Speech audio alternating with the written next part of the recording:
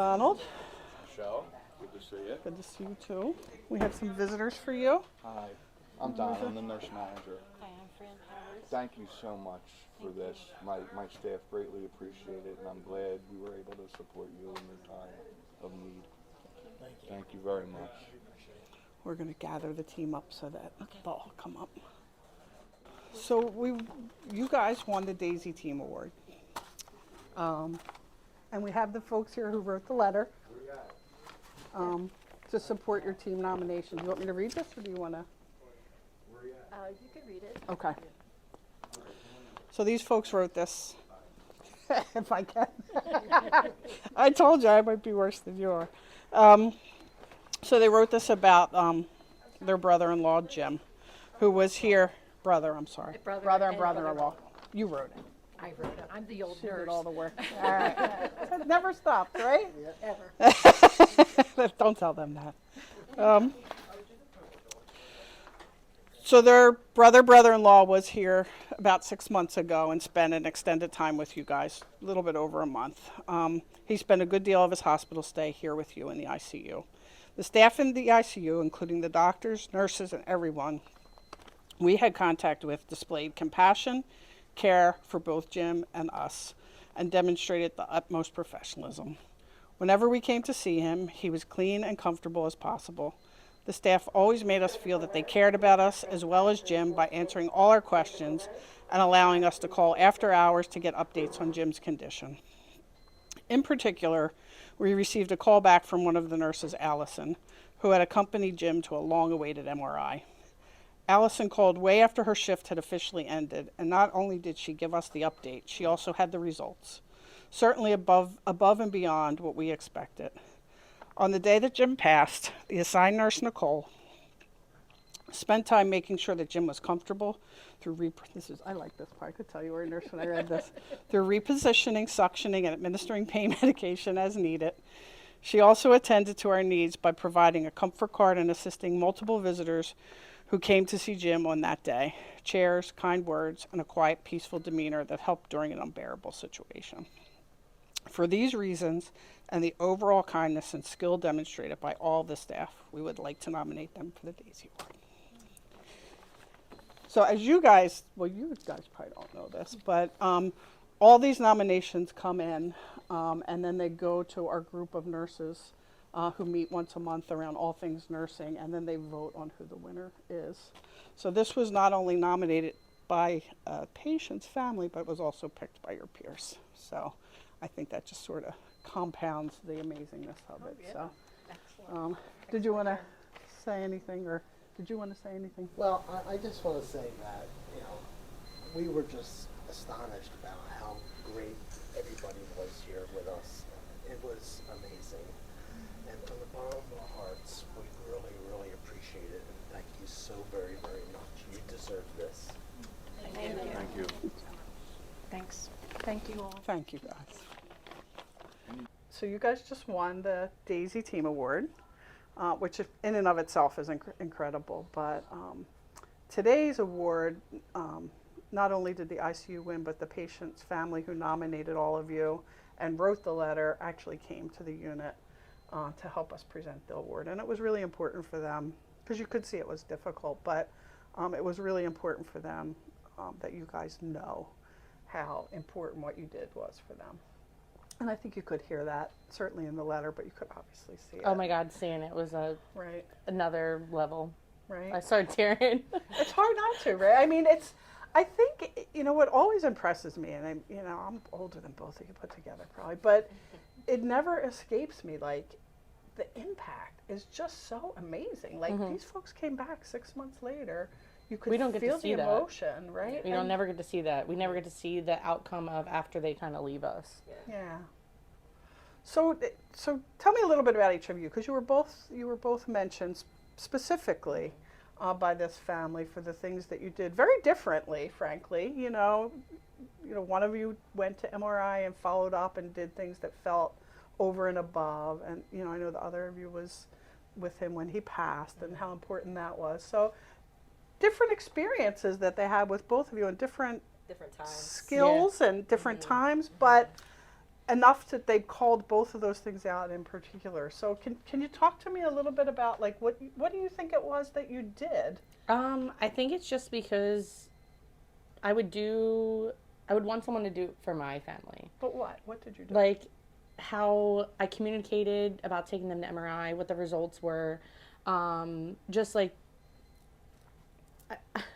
just like everything. Just I want my patient to look like neat and like not pretty, but like if my family was coming in to visit my family member and they looked disheveled, I'd be like upset or like not offended, but like I want What would to you give think? good care. What would that mean to you if you saw that? That no one's taking care of my family member. cares. Like no one's gave my family member a bath, no one changed their sheets, like no one even just like brushed their hair or like just wiped their face or like wiped the boogers from their eyes. Like just like small things. Yeah, like it's just like small things that like granted like sometimes we don't have the time to go above and beyond and to like shave every person every day, but like when we get the downtime, like it's nice to do like the small things. If that makes any sense. It does make sense. And I think, again, what you heard them say and what they wrote, and both of them said it in their own way, was that's what mattered to them. Yeah. And you were just saying this to me. It isn't the big things, right? You guys do No. heroic things here. Like, look at all this stuff, right? Like, I mean, really, it's amazing what you're able to do. But the things that patients notice and patients' families, and you know, we were lucky because this patient's family, she was a nurse, so she knows what you're doing. Yeah. She knows all the really important and hard work you're doing, but she didn't talk about any of that in her letter, did she? She didn't mention that. What she mentioned was you two, and the impact that you as people and nurses had on them, and what it was you did, and it's that stuff. I think So it was just like showing that we were caring and empathetic, and I think that just it sucked like during COVID, and then he had COVID, and it's like hard to not be able to see your family members, and then it's like strict rules. So like it was like, I don't know, I guess going through all of that, and then he was like around the time where it wasn't as strict, so like family members were actually able to come into the room, so that was like gratifying in that self, because it sucked of having so many people die in our hands that we weren't able to have family members come or like talk to them, say their last like whatever goodbyes, like it. So it was nice to like, I mean, I didn't have him when he was passing, I had him like earlier, but still, like, I mean, it's just nice to know that someone's there with you. Like Nicole was there with him when he was passing. Yeah. What do you think? So did you take? Was that the only day you took care of him? So 2022, I don't remember. No, that's okay. But I know for me, in my experience, I've been a nurse since 2010, and I've been here going on 9 years now in November. And when it comes in being an ICU nurse for 9 years, our first thought is to save everybody. Right. But the missing component also is, you know, being there for somebody at end of life care. And for me personally, I feel like it was always something that was uncomfortable for me, and still is a little bit, because, you know, you don't always know the right things to say. You don't, everybody has like a different cultural perspective. You don't know, you know, where they're coming from, where they're at, what can you say.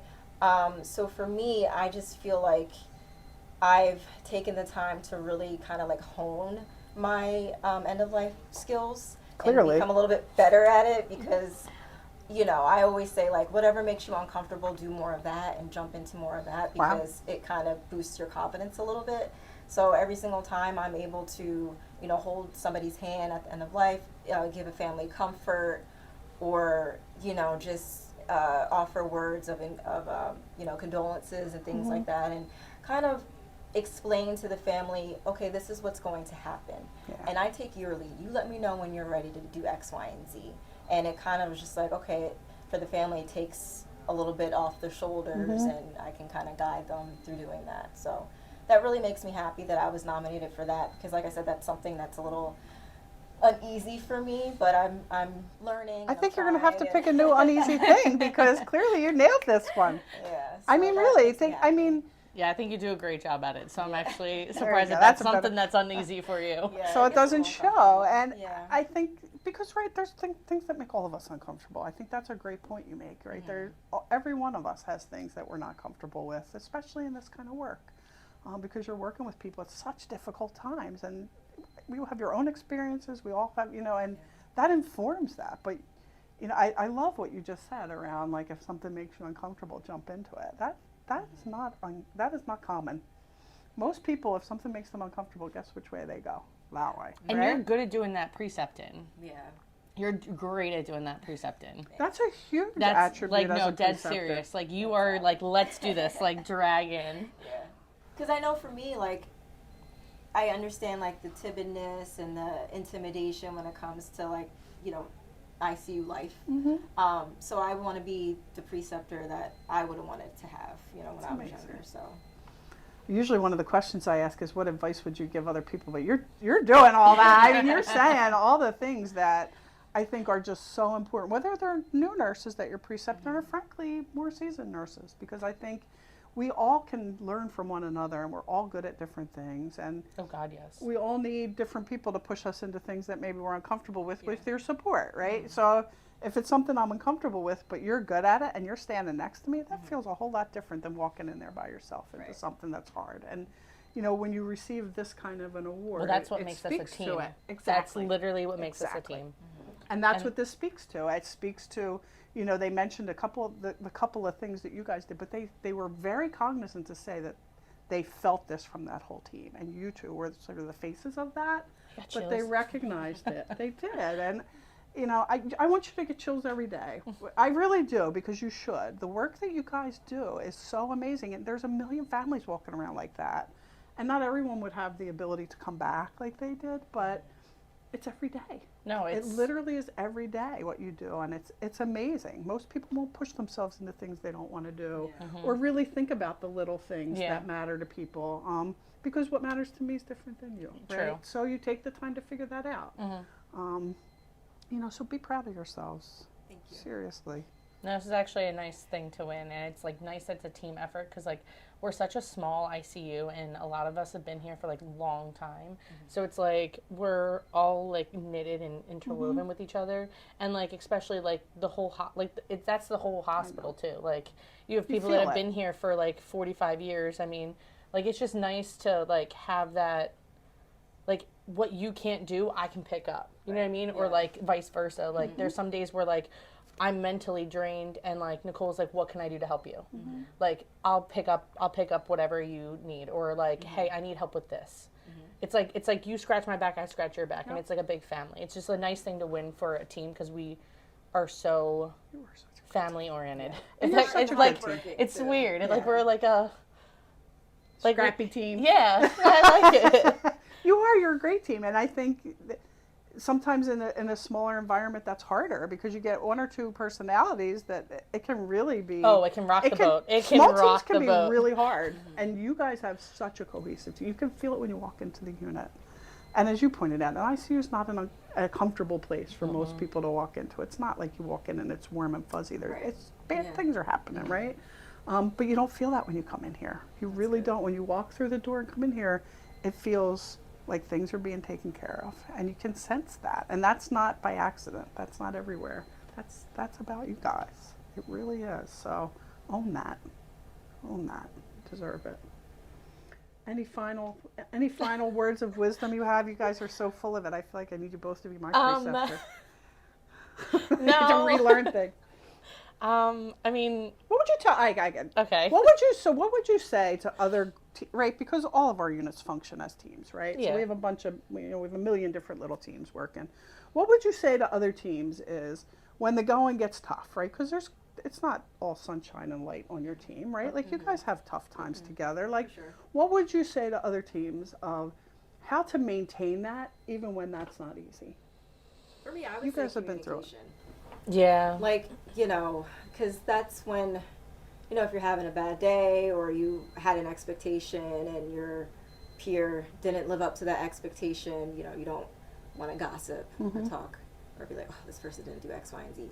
Just communicate, hey, I could have, used your help at this X, Y, and Z time. And just everybody needs to be in communication with one another so everybody knows where everybody's at. It's huge. So That's That's Great. totally right. And but we do that, right? You walk away and Can you believe that she did this or didn't do, like, I mean, people, that's we're- It's we're all nature, human. yeah. We're all Like, human, but you it's- got to kind of stuff. check yourself a little Yep. bit and just be like, all right, well, I could have communicated this and I could have nipped this in the bud. Yep. And you You do know. nip it in the bud by then confronting it in a nice way, right? Yeah. I mean, that's huge. What do Um, you think? You want to follow her? I mean, that's definitely. I'm very outspoken. So like, if something, for the most part, bothers me, I normally say it.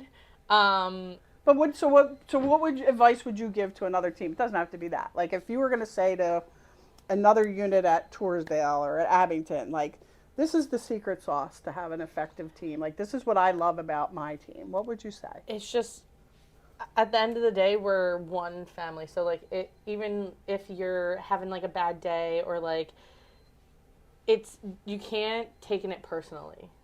Like, I don't really know how else to explain that. But like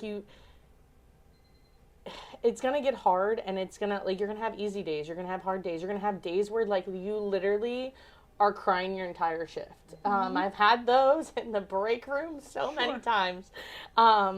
And it's like not easy, but we're human. So like, you have to release those emotions, and if you don't take care of your mind too, like Maria's like reading a Buddha book. She's not Buddhist, not that that's wrong, but she's like reading a book, and it's like, even just like if someone talks to you inappropriately or whatever, I think it's a minute and 30 seconds to reset your brain and then communicate, because we all act on emotions. Like, this is a high stress environment. Absolutely. And We all emotional one. like, I mean, at the end of the day, after I've done like however long chest compressions and I'm like literally exhausted, and then someone yells at me, I like feel attacked. So like, that 1 minute and 30 seconds might help me, like, hey, decompress, or hey, Allison, time out, you're gonna go, like, you're a obviously, like, take a minute. I've had someone that I lost my great aunt, who was like a grandmother to me, and like 2 days later I had this wonderful old lady who was a grandmother to, I think, like 80 foster kids. So she tells me, she's like, I'm ready to go, Allison. I was like, no, you're not. Like, I'm fighting for you. And then she like went into cardiogenic shock. I'm doing chest compressions. I'm literally crying hysterically trying to do chest compressions on her, and I'm getting chills again. And it just like made me so upset. But then like someone tapped me out, was like, Allison, go take a break for a second. We got this. And like, that's